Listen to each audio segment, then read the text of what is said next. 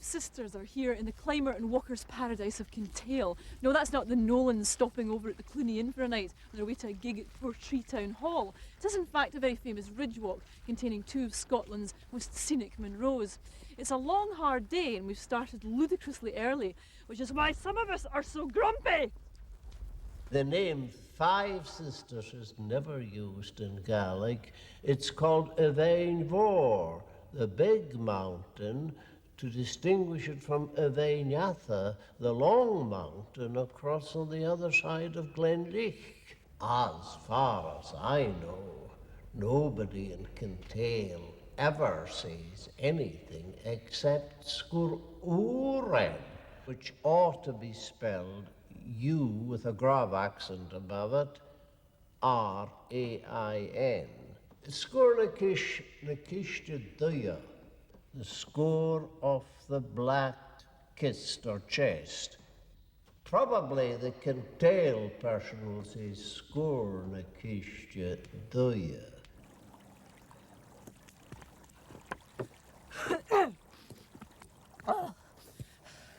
Excuse me. Well, because you step off the busy road straight onto that climb, there is pain involved. I'm sorry, I cannot lie to you, there is pain. But as we've learned in the Munro show, a steep climb means heights gained very quickly. And should you stop for just a moment to cough up some phlegm or something, at least you can appreciate the South Glenshiel Ridge in all its glory and the very famous saddle behind me. That's the craggy one beside the pointy one. Oh, work out for yourself, get a map. Oh, so grumpy. Well, this is our route. Again, the tops are in blue and the Munros in white. We start and finish on the 887, but rather far apart, as you can see. It's always a problem in ridge walking. Well, here we are on the ridge at last, and I think this is probably my favourite sort of mountaineering, ridge walking. You do all the hard slogging first thing in the morning and then just enjoy a lovely airy walkway for the rest of the day.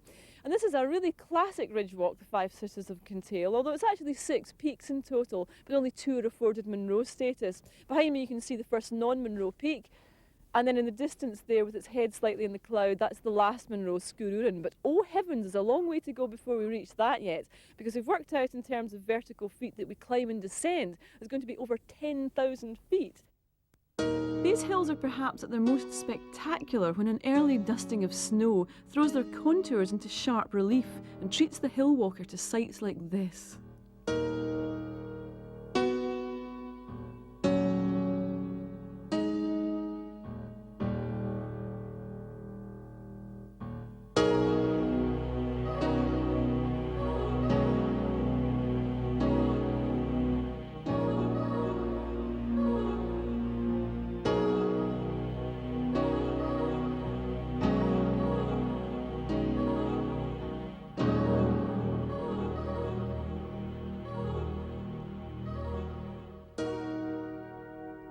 But no matter what the season, the hills are spectacular, turning from emerald green in spring through the blues of summer to the purples and browns of autumn.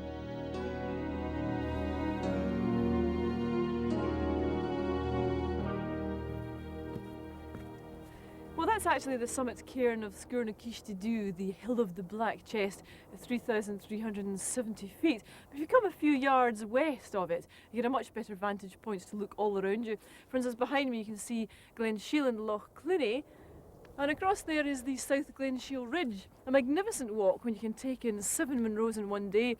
I did it in June and I would recommend doing it at that time of year if you want to give yourself lots of time and lots of light. We can see across to the rough bounds of Knoydart. I think you can just make out Sgùrr Ciste and unfortunately Larvins and Cloud there. But just to the right of that is the Fhuaran Ridge and the Saddle. And further round is the magnificent Ben Sgriel. Then there's the hills that lead over to Glenelg. And right round to beautiful romantic Loch Duich and the road to the Isles.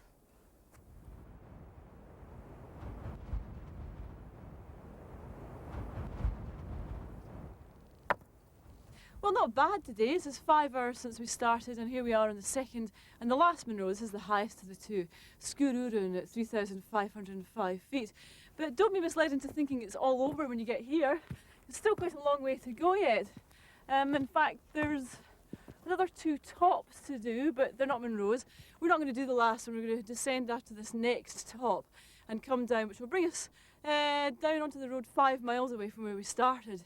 And since I don't fancy my chances hitchhiking with a purple runny nose and a multicoloured jacket, we've rather sensibly left a car down there. Now, the marvellous thing about doing this ridge from east to west is you end up with this picture postcard of a view, Loch Duibhe, the ocean and the islands beyond.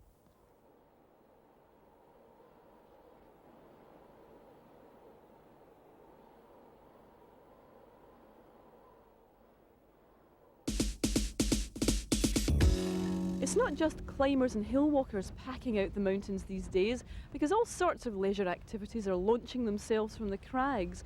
But what seems to be irritating the traditional mountaineers the most is the latest sport that dare not speak its name in a bothy: mountain biking. Okay, now you are 2 of the pioneers of mountain biking in Scotland, and I want to know why you do this. Why take these things up onto the hill? Basically, I do it because it's fun.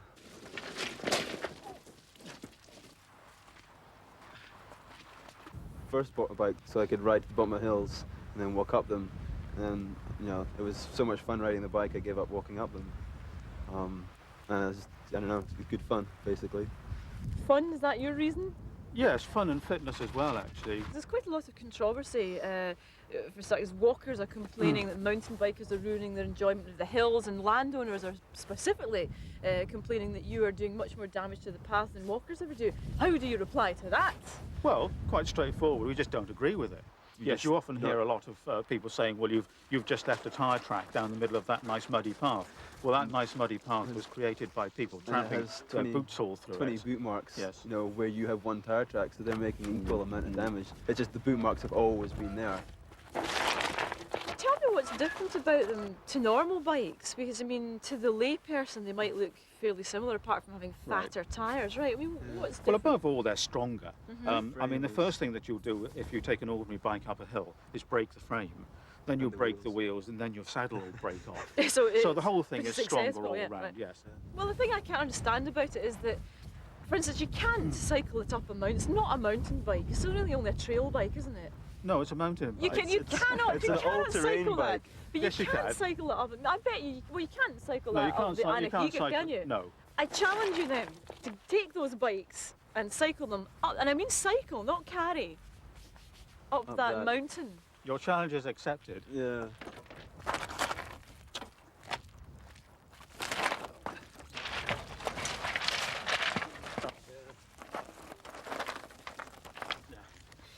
Do you want to try, we'll go up there and try the grass. I don't care what they call them. To me, they're just dressed up push bikes. If I want mountain transport, I want something sleek and fast. Something that gets me where I'm going and yet says something about the kind of gal I am and the kind of lifestyle I lead, which is why I'm going for this little baby. Monocoque chassis, fixed gear, low profile tyres, and has the advantage over a mountain bike of being able to carry a rucksack here.